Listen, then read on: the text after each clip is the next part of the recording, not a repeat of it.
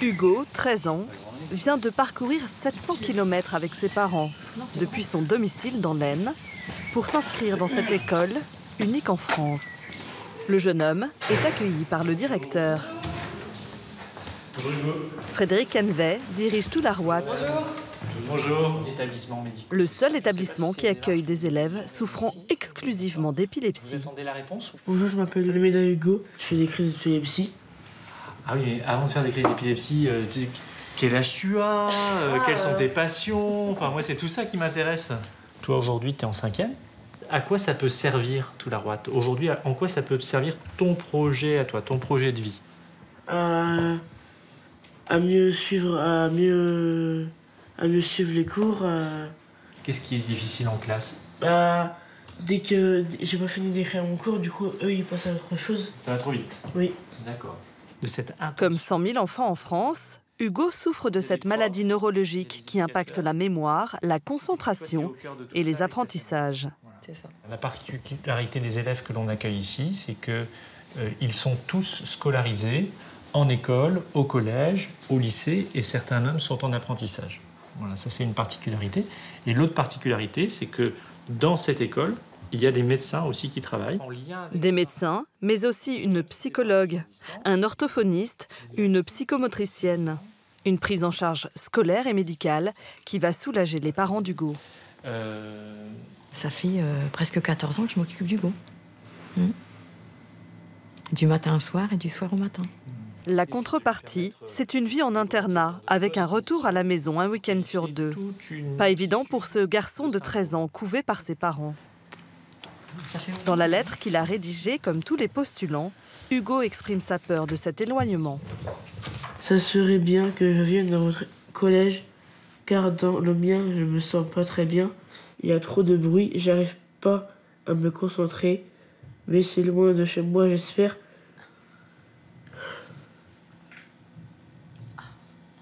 J'espère que...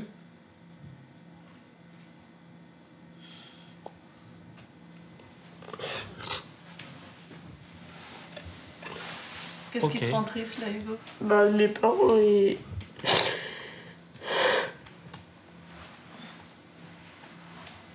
que je vais peut-être m'éloigner d'eux. Pas d'inquiétude, tu vas voir, tout va bien se dérouler. Salut Hugo. Hugo a un long parcours de souffrance derrière lui. À cause de la maladie, il est officiellement reconnu comme handicapé. Étape suivante, il doit rencontrer la neurologue du centre. Je suis le docteur de Grissac. Bonjour. Le docteur de Grissac doit évaluer la gravité de l'épilepsie d'Hugo. Elle va aussi adapter son traitement.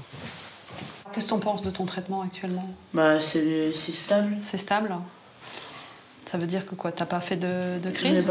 J'ai pas fait de crise depuis 1 an. D'accord. T'as fait beaucoup de crises?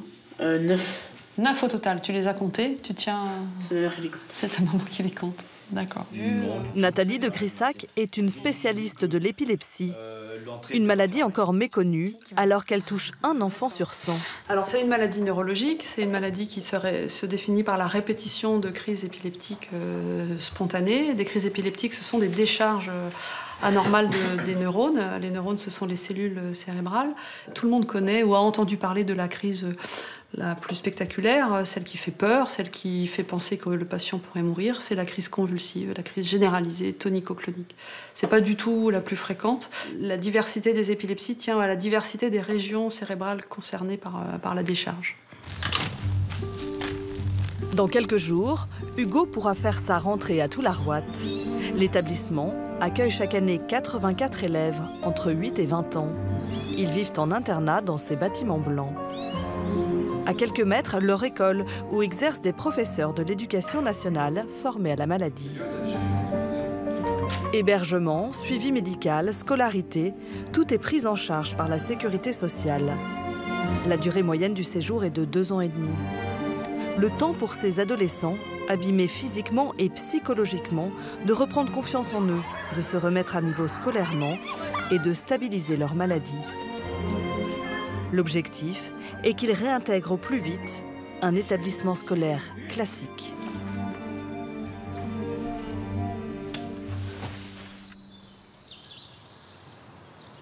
les matins, Malo, 13 ans, part rejoindre sa classe de 4e. Il a fait sa première crise à 9 ans. En décrochage scolaire, isolé de ses camarades, il a intégré tout l'Arwat il y a 1 an.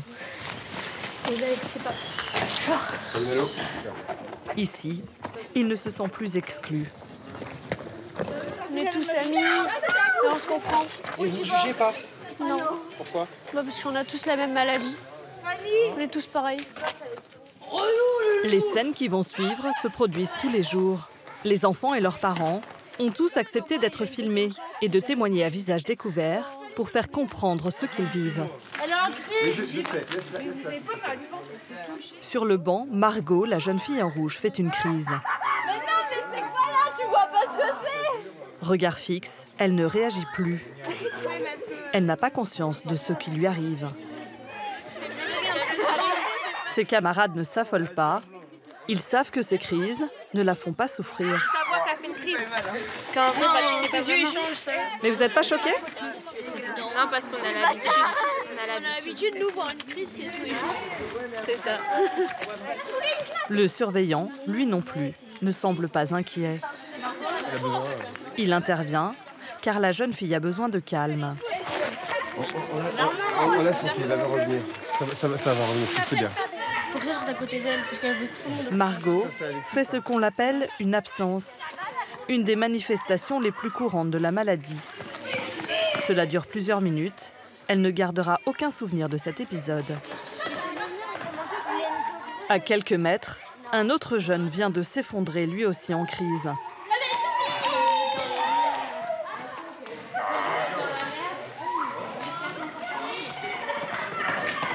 Il se relève au bout de quelques secondes. Doucement. Il n'a pas conscience de ce qu'il vient de vivre.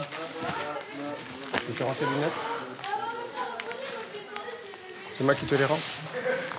Tu les mets tout seul? Ouais. Est-ce que tu as mal quelque part? Parfois, les crises débutent par de simples maux de tête, comme ici pour Samuel. Super fatiguée, j'ai mal à la tête. C'est parce que j'ai oublié de prendre mon traitement hier soir. T'as oublié de t'en prendre. Alors que les autres enfants partent en cours, Samuel reste sur le banc, comme endormi. Tu vas bien ou pas? Ça va? Serre si tu vas bien. Tu vas te reposer. Quatrième, on y va là. Qu'est-ce que tu fais là, Malo? Il si je lui ai dit serre si tu m'entends, donc il m'entend. Mais et je lui ai dit serre si tu vas bien, il a pas serré. Par précaution, Malo prévient l'infirmier. Jérôme? Qu'est-ce qu'on fait? Qu'est-ce que tu proposes? Je sais pas, c'est rare qu'il soit comme ça. Ouais. D'habitude, il fait des absences. Ouais.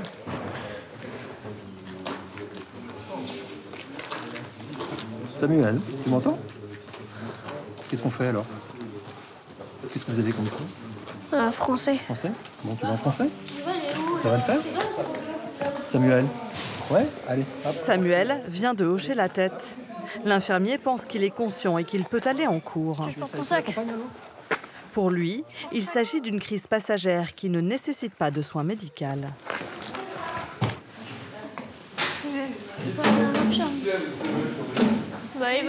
Il va pas bien. Emmanuel Berland, le professeur de français, reste lui aussi très zen. C'est surprenant de voir qu'il n'est pas bien au fond de la classe et que vous continuez votre cours comme si de rien n'était. Ça vous inquiète pas? Non. On est rarement inquiet parce qu'on connaît bien, on se connaît bien, les enfants réagissent, ils savent quand on a des crises, on les note tout de suite, on les signale. Le professeur tente de stimuler Samuel pour le sortir de sa léthargie. Samuel, tu m'entends? Tu peux montrer un des textes que tu as écrit? Parce que justement, il parle de ça. Tu sais le texte à ta gauche? Mais Samuel ne va pas mieux. Nathalie, l'infirmière, vient le chercher. Non, Samuel, on y va. C'est venu soudainement? Ok. D'un coup, j'ai eu ouais. une grosse fatigue. Grosse fatigue. Oui. Classique de ce que tu peux avoir toi de temps en temps. Et tes bras ont bougé tout seuls. C'est ça? Après, c'était après. Après. D'accord. Comme les bras s'y sursautaient. D'accord. Ouais. On va se mettre au repos. Après une crise, les enfants sont épuisés. Il n'y a pas de traitement particulier à part le repos. Allez, allonge-toi. Ils peuvent alors dormir jusqu'à 12 heures d'affilée. Des absences peuvent fatiguer énormément un enfant. Ce qui explique effectivement après leur difficulté à suivre... Tout à fait, de concentration, on est d'accord. Tout à fait, la concentration est un petit peu mise à mal derrière, d'où l'importance de faire une petite heure des fois de repos et de pouvoir repartir tranquillement en scolarité derrière. Pendant que Samuel récupère, le cours continue. Quel autre sentiment vous avez trouvé? La joie de fiche. La joie, ouais, merci. Ces crises provoquent des problèmes de concentration, de mémoire ou d'absentéisme qui ont souvent mené ces enfants à l'échec scolaire. Ici, l'enseignement est adapté. Les effectifs sont réduits. Tout en suivant le programme, les enfants sont davantage sollicités à l'oral pour capter leur attention. On a eu un exposé sur... Qu'est-ce qu'il y a eu d'autre comme sujet? C'est sur le thème des sentiments et de l'amour. Léa, 14 ans, a repris confiance en elle. Moi, ça a changé ma vie parce que déjà, dès qu'on ne comprend pas, avec les profs, ils reprennent tout avec nous. Puis, c'est pareil. Moi, avant, dans mon ancien collège, j'en ratais des bouts, j'étais jamais là. C'est bien que j'ai failli être virée de mon collège, mon ancien collège. Là, tu réussis de toi-même parce que tu as bien révisé et tout. Et du coup, au final, vu que tu as bien révisé, tu y arrives. T'as l'impression d'avoir beaucoup progressé depuis que tu es à Toularouat? Oh que oui, ouais. Pour l'enseignant, ces jeunes font preuve de beaucoup plus de maturité que les autres enfants de leur âge. Je pense que c'est une maladie qui les fait progresser paradoxalement, parce qu'ils sont confrontés à une sorte d'inconnu. Enfin, ils abritent une forme d'inconnu également eux-mêmes, par leur crise, qui reste un peu énigmatique comme ça de l'extérieur. Ils ont un continuel besoin de reconnaissance. C'est une sorte de fin inextinguible, quoi. À la fin des cours, les élèves rejoignent leur pavillon. Des petites maisons où ils vivent à 4 par chambre. Les filles d'un côté, les garçons de l'autre. Ils ont le droit d'utiliser leur téléphone portable ou même de jouer aux jeux vidéo sans craindre la crise. Ce loisir n'a pas d'impact sur la plupart des formes d'épilepsie. Ben oui, c'est le but. Merci. Les éducateurs veillent à ce que les horaires soient respectés. Dans chaque pavillon, une cuisine et un salon. J'ai eu français ce matin, ça s'est bien passé, mais le maths, c'est foiré. Chez les garçons, le plus jeune, c'est Gwen. Il a 11 ans, il est en CM2. Ses parents vivent en région parisienne, alors il ne peut rentrer qu'un week-end sur 2. Ça, c'est qui sur la photo? C'est mon frère et sœur, et mes parents et ma maman. Tu les as mis à côté de ton lit? Oui. Ils te manquent? Non, ça va. Gwen appelle quand même sa maman tous les soirs. Qu'est-ce que tu as fait ce matin? Ce matin, j'ai fait de la lecture documentaire. J'ai fait sur le son ou et ou avec accent. Aussi, j'ai fait de l'art visuel. Il fait beau chez nous et toi? On a eu un temps gris, mais il n'a pas plu. Est-ce que tu as besoin de quelque chose dans les courses? Oui, j'aurais besoin d'un shampoing et d'un gel douche. D'accord. J'ai plus rien à te dire. Tu peux raccrocher, allez, dormir à demain. Pour ceux qui, comme Gwen, passent le week-end à Toularouat, les éducateurs organisent différentes activités comme la cuisine ou le jardinage. Ouais, très bien. Malo, lui, ne vit qu'à une 50aine de kilomètres au bord de la mer. Il rentre chez lui tous les vendredis soirs. Ce jour-là, ses parents sont venus le chercher. Véronique est esthéticienne, Louis-Julien auto-entrepreneur. Quand il arrive à la maison, c'est repas traditionnel. Comme il n'en mange pas la semaine, et que nous on adore faire ça, et ben on fait des galettes le vendredi quand il rentre. Je prends que les trucs que j'aime ou pas? Non. Malo retrouve Tristan, son petit frère de 5 ans. Lui n'est pas épileptique. Cette pathologie n'est héréditaire que dans 10% des cas. Il est en train de faire des galettes avec papa. Pour Malo, on ne connaît pas l'origine de la maladie. Allez, c'est parti pour les... Elle s'est déclarée du jour au lendemain par une crise convulsive impressionnante. La première fois, c'est arrivé de façon très subite. On rentrait de chez des amis, il était un petit peu tard, on disait « Oh, il est 1h du matin », on voyait bien que Malo était vraiment particulièrement fatigué, commençait un peu à s'endormir chez les amis, et c'est arrivé très subitement dans la voiture. C'est toi qui t'es retourné, Louis-Julien, t'as entendu comme des bruits de mâchoires qui claquent, qui étaient des sortes de borborismes.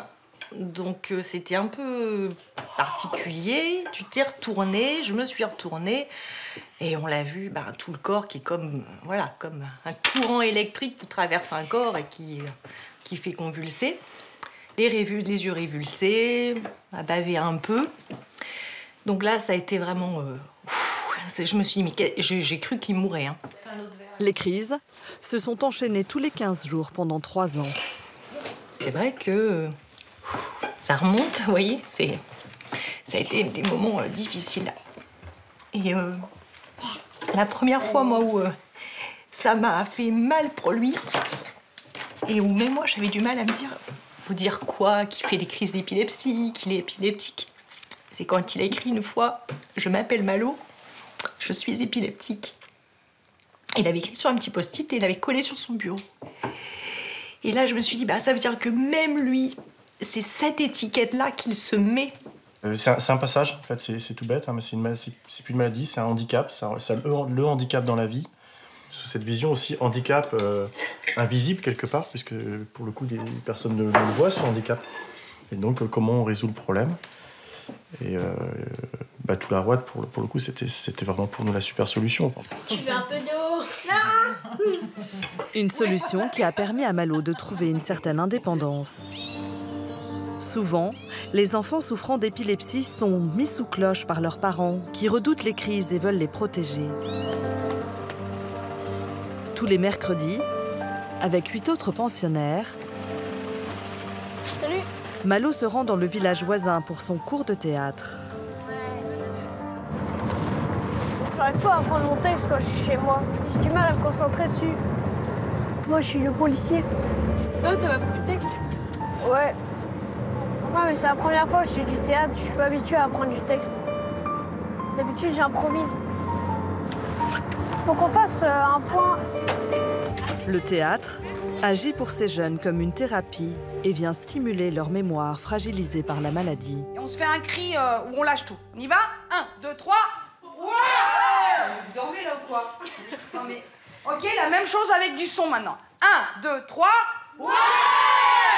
C'est bon, ok. Sabine, leur professeure, les incite à se libérer de tous leurs complexes. Ouais.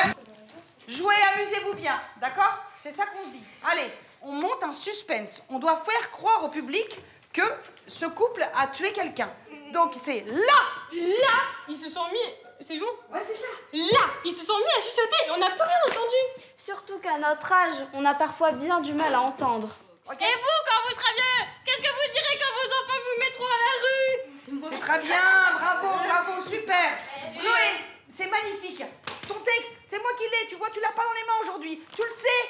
Fais-toi confiance. Tu remets tout dans l'ordre et c'est bon. Des encouragements particulièrement appréciés par Chloé, qui, comme beaucoup de jeunes épileptiques, a été victime de harcèlement dans son collège d'origine après sa première crise. Chloé, super. Je suis partie à l'hôpital et tout, et je suis revenue le jour qui suivait, et on s'était tous... Enfin, on m'avait insulté, on me frappait, et enfin, c'était du harcèlement, quoi. En fait, ils me prenaient comme un monstre, et c'était très dur. Au début, je cachais ma maladie parce que j'avais peur. J'avais peur qu'on m'insulte, qu'on me critique, mais maintenant, je l'assume totalement. Même si elle m'énerve ou je l'aime pas, mais je l'assume. Parfois, la maladie s'invite sur scène en pleine répétition. Chloé est victime d'une courte absence. Sa voisine la repère tout de suite. Silence, bande de nuls! Malo prévient Sabine. Fini la rigolade. Voilà, fini la rigolade. Claude, tu te rappelles Léon et les BD? Ça va? C'est bon? Ok. Allez, on y va. Ok? Oui, ça va. Allez. On y va. Bon, je reprends tranquillement, pas trop fort pour Chloé. Silence, fini la rigolade. Ouvrez. Il faut pas qu'elle ait trop chaud. Pour Chloé, le théâtre a toujours été une passion. Mais la maladie l'empêche de l'envisager comme son futur métier. Avant, je voulais être comédienne, mais parce que j'adore le théâtre, mais les études, il faut passer par une seconde générale et je trouve ça un peu trop compliqué pour moi. Les pertes de mémoire, c'est encore chiant, hein, parce que le matin, je me lève, je me souviens de rien. Je fais, mais je me rends pas compte que je fais. Parce que je crois que c'était mardi ou mercredi, je me suis demandé, mais est-ce que j'ai déjeuné ce matin? Est-ce que j'ai pris ma douche? Comment j'ai fait? Je savais pas comment je me suis réveillée, je suis allée en cours. Je savais plus rien. Chloé, je pousse ton lit. Chloé partage sa chambre avec Léa. Oh mon Dieu! Qui s'apprête à rentrer chez elle, dans l'Allier. Oh là là, tout le linge. On se croirait à la maison. T'es contente de rentrer chez toi? Oui, de temps en temps, ça dépend quand. Hein. Parce qu'il y a des fois, je me dis non, j'ai pas envie de les voir. L'internat lui a permis de se mettre à distance des angoisses de ses parents, très marquées par l'une de ces crises. Ouais, vas-y. Ça va être la galère. C'est très étouffant, il y a des fois, franchement. C'est-à-dire une fois que... Parce que moi, mon parcours, ils ont failli me perdre dans mon parcours. Je suis passée quelques jours en réanimation. Et réanimation, après, j'ai fini dans le coma. Et ils ont failli me perdre, donc du coup, maintenant, c'est trop étouffant. Ils disent attention, non, fais pas ça. Donc au bout d'un moment, c'est trop étouffant. C'est pour ça que ça fait du bien, des fois, d'être séparé de ses parents. Je trouve que même, ils devraient faire attention. Malgré que je suis épileptique, je suis un enfant comme les autres. J'ai l'impression qu'ils sont... Une ado, comme les autres, qui vit aussi ici ses premières histoires de cœur. C'est vrai qu'avant, j'allais vers les garçons, voilà. Puis au final, on me rejetait parce qu'on me disait « Oui, mais toi, c'est pas normal. T'as l'épilepsie, ça se trouve, je vais la choper. Vaut mieux que je tombe pas amoureuse de toi. » Ça se fait pas, je trouve. C'est ici que j'ai trouvé l'amour. Un garçon que je ne supportais pas au début. Et puis après, on est tombé amoureux. Ça va faire 6 mois. Ça a fait 6 mois, d'ailleurs. Tiens, quand on part du loup, voilà. Oh, qu'est-ce qui se passe? L'heureux élu, c'est Pierre, 17 ans. Il réside à Toularouade depuis 6 ans. Il prépare un CAP à l'extérieur. Ça va? Oh, t'es fatigué. À moitié, on va dire. C'est Toularouade qui te fatigue comme ça? Non. L'internat veut aussi offrir à ces jeunes une certaine liberté, celle de se promener sans adultes. Une autonomie que leurs parents n'osent pas leur accorder à la maison par peur de la crise. Si on veut aller en ville sans éducateur spécialisé avec nous, il faut avoir l'autorisation des parents qui sont d'accord pour venir, enfin pour qu'on parte plutôt. Ensuite, il faut avoir l'autorisation de la neurologue, puis du directeur. Et après, il faut faire un test. Les éducateurs vont nous tester, mais dans le dos, on va dire, ils vont pas nous prévenir quand ils vont nous tester pour voir comment on est, si on est sérieux ou pas. Ceux qui nous préviennent, autrement ce serait trop facile. Hein. Et donc après, ils nous disent si on peut ou pas. Vous avez passé tous les tests là alors? Moi, j'ai déjà passé tous les tests et elle aussi. Donc c'est bon.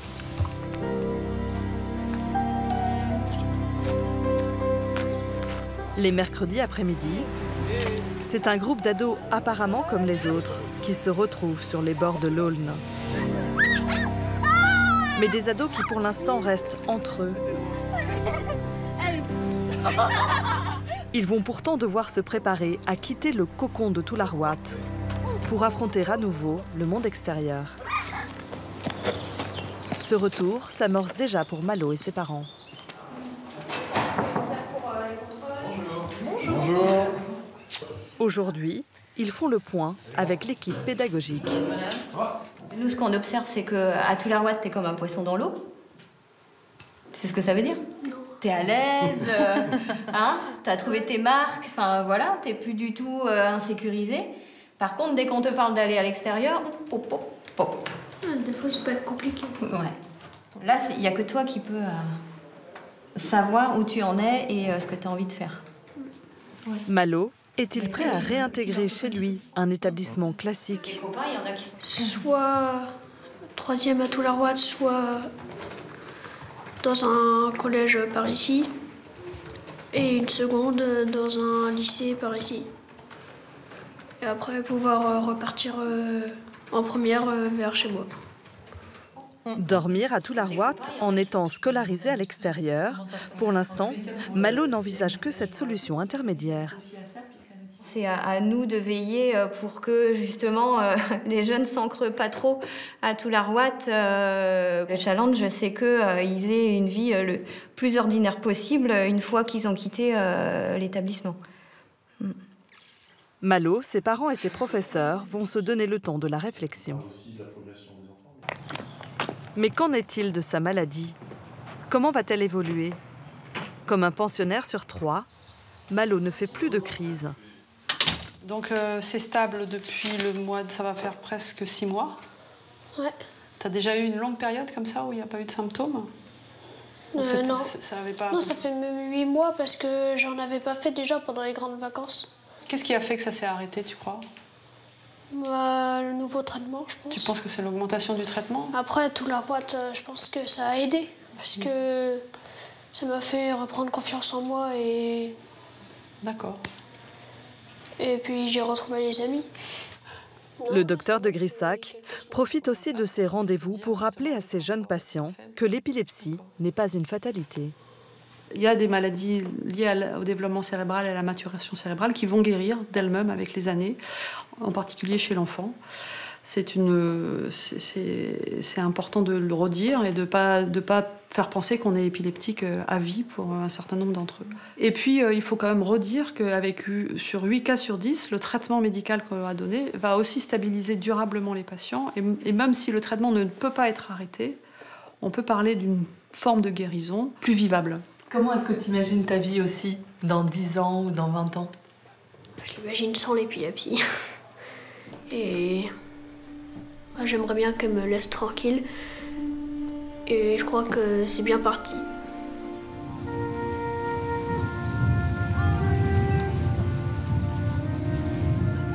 Pour Malo, ce séjour restera comme un tremplin qui lui aura permis de redécouvrir le goût de l'école et le goût des autres. Avant de pouvoir écrire un nouveau chapitre de sa vie, avec ou sans l'épilepsie.